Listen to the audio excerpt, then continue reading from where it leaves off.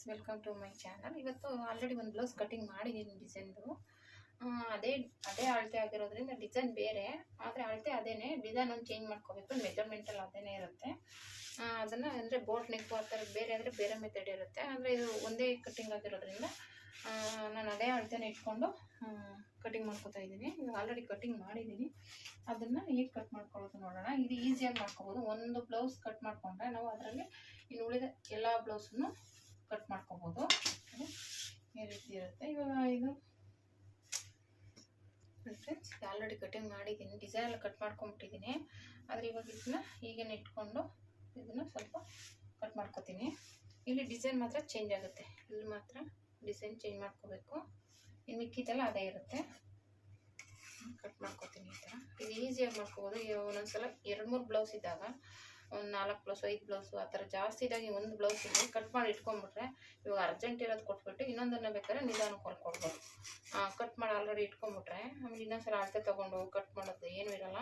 ಇವಾಗ ಏನು ಕಟಿಂಗ್ ಮಾಡಿದ್ವಿ ಅದೇ ಅಳತೆಗೆ ಕಟ್ ಮಾಡ್ಕೋಬೋದು. ಅಷ್ಟೇ ನೋಡಿ, ಅಷ್ಟೇ ಇದೇಗಿದೆ, ಇದೇ ಅಳತೆ ಕಟ್ ಮಾಡಿಕೊಂಡ್ರೆ ನಮ್ಮ ಮೆಜರ್ಮೆಂಟ್ ಕರೆಕ್ಟಾಗಿರುತ್ತೆ. ಯಾಕಂದರೆ ಇದೇ ಅಳತೆ ಆಗಿರೋದ್ರಿಂದ ಸರಿ ಹೋಗುತ್ತೆ. ಅಷ್ಟೇ ಇದು. ಅಂದರೆ ಇವಾಗ ಇದೇ ಅಳತೆಯಲ್ಲಿ ಬೋಟ್ ನೆಕ್ ಅಂದರೆ ಅದು ಬೇರೆ ಮೆಥಡ್ ಇರುತ್ತೆ. ಇದೇನು ಆ ಥರ ಏನಿಲ್ಲ. ಇದು ಒಂದೇ ಡಿಸೈನು. ಹಿಂದೆ ಡಿಸೈನ್ ಒಂದು ಚೇಂಜ್ ಮಾಡ್ಕೋಬೇಕು. ಸ್ವಲ್ಪ ಇದು ಬೇರೆ ಚೇಂಜ್ ಬರುತ್ತೆ ಡಿಸೈನು. ಇದಾಯಿತು. ಇದು ಸೈಡ್ ಇರೋಣ. ಬ್ಯಾಕದು ಇದು ಬಂದ್ಬಿಟ್ಟು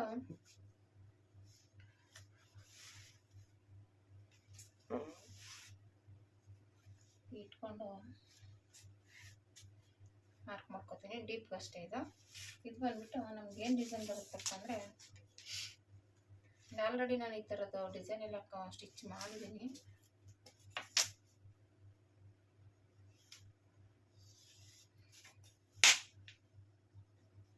ಈ ಥರ ಅಷ್ಟಲ್ಲ ಸ್ವಲ್ಪ ಬ್ರಾಡ್ ಆಗಬೇಕು ಅಂದಾಗ ಈ ಥರ ಜಾಸ್ತಿ ತೊಗೋಬೇಕು. ಬ್ರಾಡ್ ಬೇಕು ಅಂದರೆ ಇಲ್ಲಿ ಜಾಸ್ತಿ ತೊಗೋಬೇಕು, ಇಲ್ಲ ಅಂದ್ರೆ ಪರವಾಗಿಲ್ಲ, ಇಷ್ಟಕ್ಕೆ ತೊಗೊಂಡ್ರಾಗುತ್ತೆ. ಇದು ಬ್ರಾಡ್ನೆಸ್ ಬೇಕು ಅನ್ನೋರಿಗೆ ಇಲ್ಲಿ ಕಮ್ಮಿ ಮಾಡ್ಕೋಬೇಕು. ನೆಕ್ ಹತ್ರ ಇಲ್ಲಿಂದ ಸ್ವಲ್ಪ ಡೀಪ್ನ ಬ್ರಾಡ್ ಮಾಡ್ಕೋಬೇಕು. ಅಂದರೆ ಈ ಡಿಸೈನ್ ಸ್ವಲ್ಪ ಈ ಥರ ಬ್ರಾಡ್ನೆಸ್ ಇದ್ದರೆ ಕೆಲವೊಂದು ಹಿಂಗೆ ಹೋಗುತ್ತೆ, ಸ್ವಲ್ಪ ಹಿಂಗೆ ಬಂದು ಹಿಂಗೆ ಒಂದೊಂದು ಡಿಸೈನ್ ಈ ಥರ ಬರುತ್ತೆ, ಹಂಗೆಲ್ಲ ಇರುತ್ತೆ. ಇದು ಶೇಪ್ ಮಾತ್ರ ನಮ್ಗೆ ಈ ಥರ ಬೇಕು ಅಂತೇಳಿ ತೋರಿಸಿರೋದ್ರಿಂದ ಈ ಶೇಪ್ ಅಷ್ಟೇ, ಇಷ್ಟೇನೇನಿಲ್ಲ. ಇಲ್ಲಿ ಪೈಪಿಂಗ್ ಕೊಡಬೇಕು, ಟ್ಯಾಗ್ ಇಡಬೇಕು. ಹಾಗಾಗಿ ಇಷ್ಟೇ ಇದು. ಇದೇನು ಡಿಸೈನ್ ಏನು ಇನ್ನೇನಿಲ್ಲ.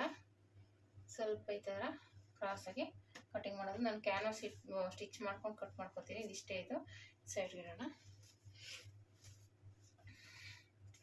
ಇದು ಫ್ರಂಟು ಬೋಟ್ನ ಇದು ಪ್ರಿನ್ಸ್ ಕಟ್. ಇದು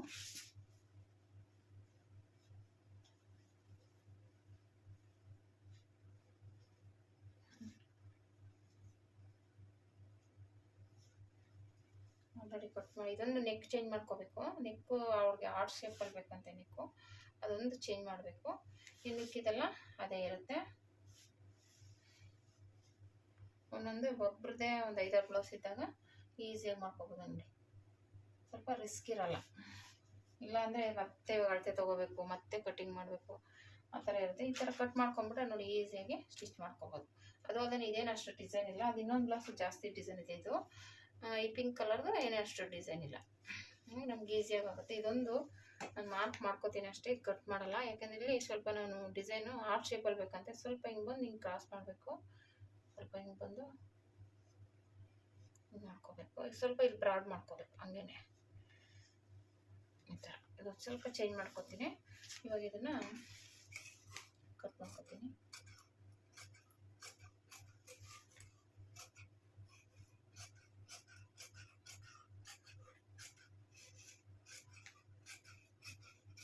ಪ್ರಿನ್ಸ್ ಕಟ್ ಅಂದರೆ ಈಸಿಯಾಗಿ ಹೊಲಿಬೋದು, ಬೇಗನೂ ಆಗ್ಬಿಡುತ್ತೆ.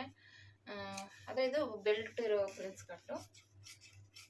ಸಿಂಗಲ್ ಪೀಸ್ ಆದರೆ ಅದೊಂಥರ ಇರುತ್ತೆ. ಇದು ನಾನು ಆಮೇಲೆ ಮಾಡ್ಕೊತೀನಿ ಲಾಸ್ಟಲ್ಲಿ. ಹೀಗೆ ಇದು